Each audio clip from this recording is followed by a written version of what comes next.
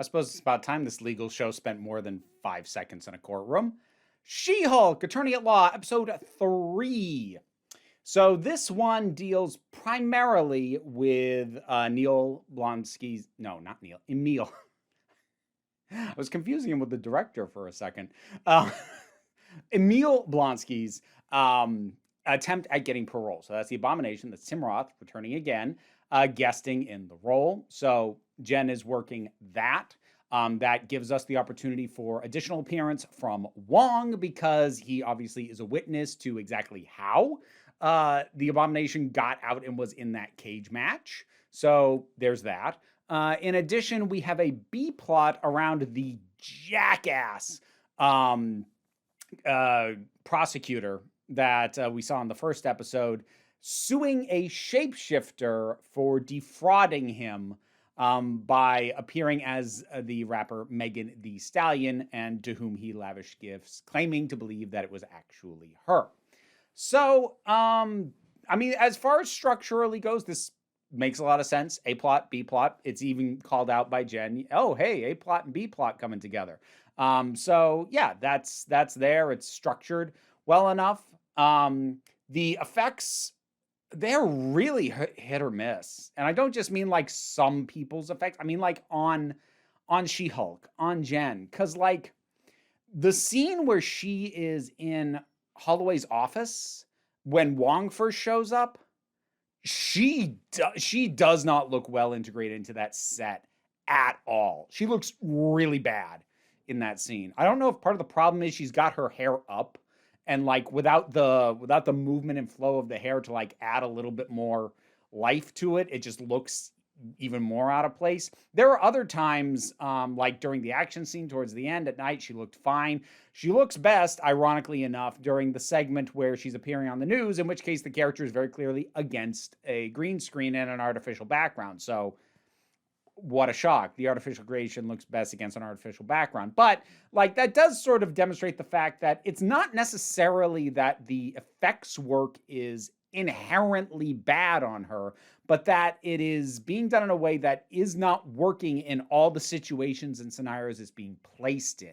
And I think a lot of that might be the limitations of doing this as a series instead of the movie. I mean, we don't really know, I don't think, what the budget on this is. They're obviously spending way, way less than they do in the movies for these kinds of effects. There's probably less time given to the artists to nail this down. So that is admittedly one factor. But in addition to that, another thing is when these kinds of effects are used heavily, you have to build your show from the ground up to do that. You have to design every shot in a specific way with the intention of integrating the CGI effects. And while I'm not saying that this show would be incapable of that, it does make sense that the amount of time needed to do that has probably also not really been afforded to the show, which would explain why something like the newscast appearance, where it's just her against an artificial background, so they can just make it look how it's going to look best and not have to worry about integrating her into set lighting and all the rest of it. Yeah. So I think we seem to be dealing in a case here where the amount of just money, resources, and time that the show kind of needed to properly realize this character, it just hasn't been given, which, like, on the one hand is just flat out a shame, because I like She-Hulk a lot and I think she deserves better than this in terms of like making the best first visual impression. But at the same time, like, even with Disney, they have, any business has to put a cap somewhere. Like, there's only so much we can spend on any individual project, especially something that's going to be released to the streaming platform, as opposed to, make its money back in the theater. So like, I get it, but I'm still frustrated by it. I'll try not to dwell on the effects in future reviews, because it's far from the most important thing at this point. But like, it jumped out at me again. That's the thing. I'm bringing it up because it really did jump out at me how bad she looked in that office scene, and then how good she looked in the news segment. So like, I had to talk about it because it really stuck out at me. The humor in this, I'm trying to figure out why it's not quite it's not a million miles off. I'm not groaning my way through it. And in an odd way, I'm gonna have to think about this because I record these pretty much right after I watch it, because this is meant to be, first impressions kind of thing. But I'm gonna have to think on this and try and figure out why. I can imagine this being done in the comics on the page, and I can imagine liking it better there than I am here. And I need to figure out what that means. Whether that means it's an issue of some of the specific acting choices or additions like music that might be undermining it in a way. These are elements that simply don't exist in a comic book sense. But like overall, what I'm trying to think of is like, I don't think that the general tenor and quality and type of humor that's being deployed here is distinctly or decidedly different from what was actually in the Dan Slott She-Hulk run that I love so much. So I'm feeling like it might be a lost in translation issue. And also it's worth pointing out, like, keep in mind, my perspective is as someone who has read now multiple runs of She-Hulk, both the specific one that this is based on, as well as the 1989 sensational She-Hulk, and enjoyed both very, very much.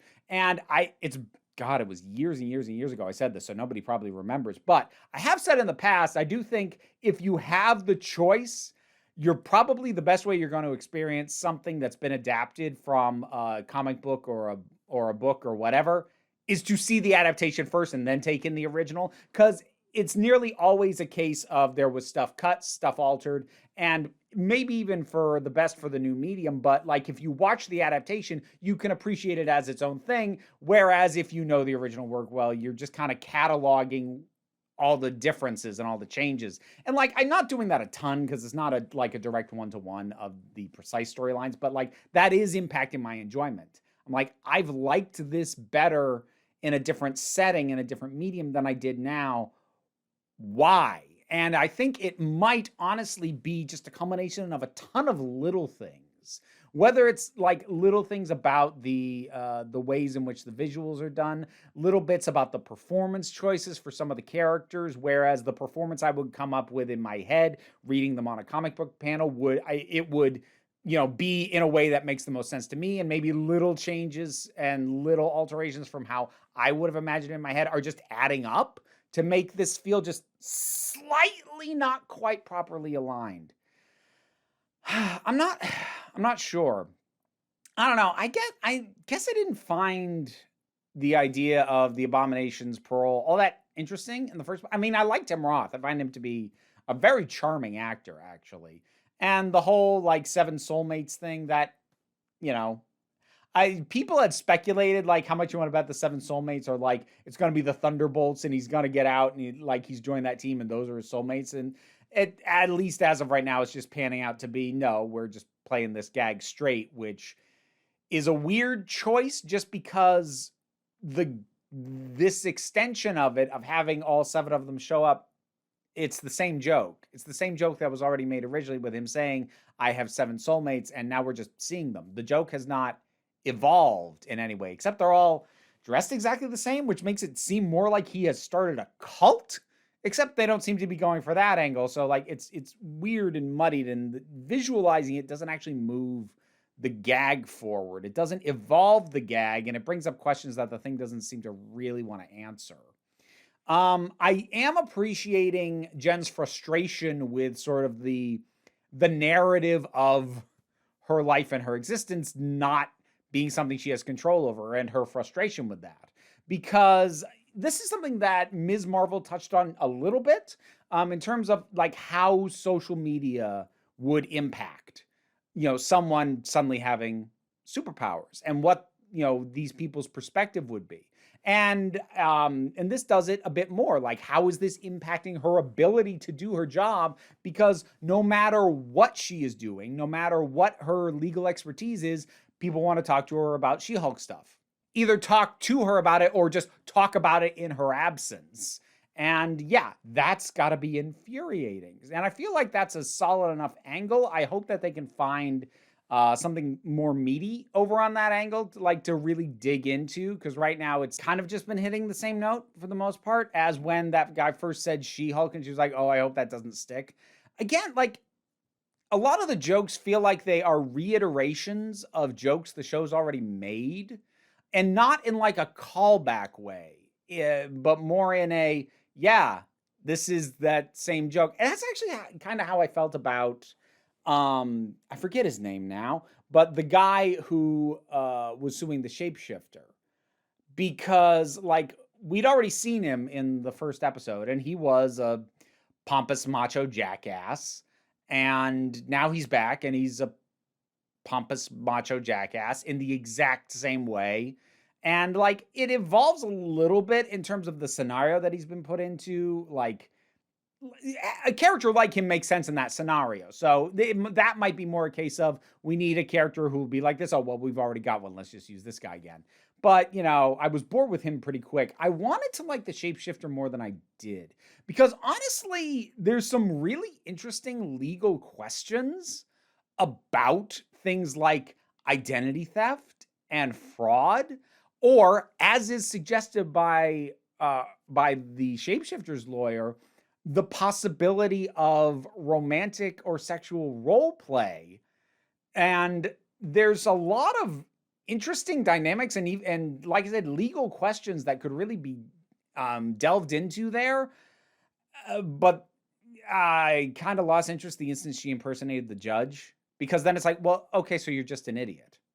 This isn't a misunderstanding. This isn't you know, a guy who's sour because he got bored with the relationship or whatever. You actually are kind of a chaotic jackass. And I kind of like chaotic jackass characters, except that having the shapeshifter be that way immediately undercut just the sort of interesting questions that were being asked, because I'm like, oh, I'm clearly not meant to take you seriously. So structurally and framing wise, it makes it seem like the questions raised by this circumstance are also not really meant to be taken seriously, because both the defendant and the plaintiff are jokes. He's a joke because he's a pompous jackass. The shapeshifter is a joke because they're just chaos. So none of these ideas are inherently bad. Actually, I think most of them are solid ideas. Like I said, I was actually quite intrigued by some of the legal ramifications of shapeshifters just wandering around. Like there's a lot you could get into with that. Unfortunately, the show seems to be approaching with, I mean, you know, Ally McBeal with superheroes has probably always been a fairly accurate term for the tone and general vibe of the thing. I don't think that's a bad tone.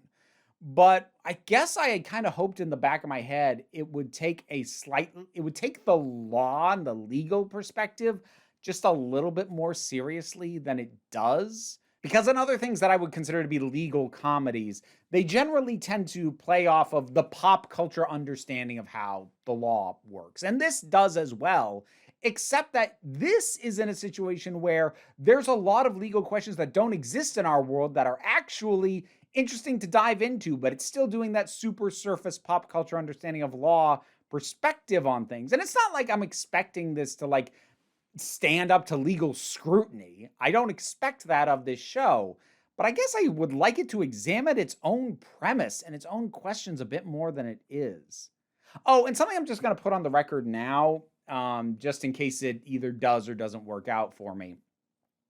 I would really like it if Jennifer's fourth wall breaks could start to evolve, like either become more integral or more intricate, which is something that, say, for instance, the Sensational She-Hulk back in '89 did incredibly well, that the fourth wall breaks got really elaborate over time and quite clever. And right now it's just been limited to addressing the camera real quick. And I don't think that those are bad things, but like given what I know has been done with She-Hulk in terms of fourth wall breaks, I will be disappointed if that's all it ever amounts to, is these little asides to the camera. That feels like, well, you shouldn't have even bothered with the fourth wall breaks, because when She-Hulk smashes the fourth wall, she smashes the hell out of it. And this is kind of rote. By comparison. And I think that is the big thing. I think a lot of my ability to enjoy this is hampered by my knowledge and adoration of the source material. and knowing that this stuff can be done differently. The law can be taken more seriously. The fourth wall breaks can be a lot more bold than they are. And the show is just kind of doing just kind of a watered down version of both right now. Again, I'm not giving up hope. I am hoping that it's going to evolve as it goes forward. But we'll see. I guess the other thing I'll say in advance is there is the possibility that if my mood doesn't improve much on this show, I might stop doing episode by episode reviews. I won't stop watching it. I'll finish it out and then probably do a wrap up. But I'm just going to float the possibility right now that I might, if my opinion either doesn't improve or it goes down from here, I might stop doing episode by episode reviews simply because I don't enjoy sitting down to talk about the problems with a thing week after week after week. I don't like doing that. It bums me out to do. And I think it annoys some of my audience as well. And like I said, I don't like doing that. If I think I have something to say, good or bad, I'll certainly do that. But if it starts to get to a point in like another 2 weeks or so where I feel like I'm just sitting down to reiterate similar complaints and reasons why it's not quite clicking for me, I'm just going to start to feel like a broken record. I might stop. I'm hoping I don't. I hope that it takes a turn, heads in a direction, adds in elements, complicates things, gets more intricate, does something to pull me back in, because I love She-Hulk. I don't love this yet. We'll see. She-Hulk episode 3. What'd you think about it? Whatever your thoughts are, drop something down in the comments. Let's talk about it. Like, share, subscribe. Patreon's what pays the bills, keeps me able to do this job. Even if you can't support me that way, all the other stuff I mentioned helps me out as well. The likes, the shares, the blah, blah, blah, blah, blah. Don't worry too much about it, though. We take a relaxed attitude around here, so you can come on back next time you need a break.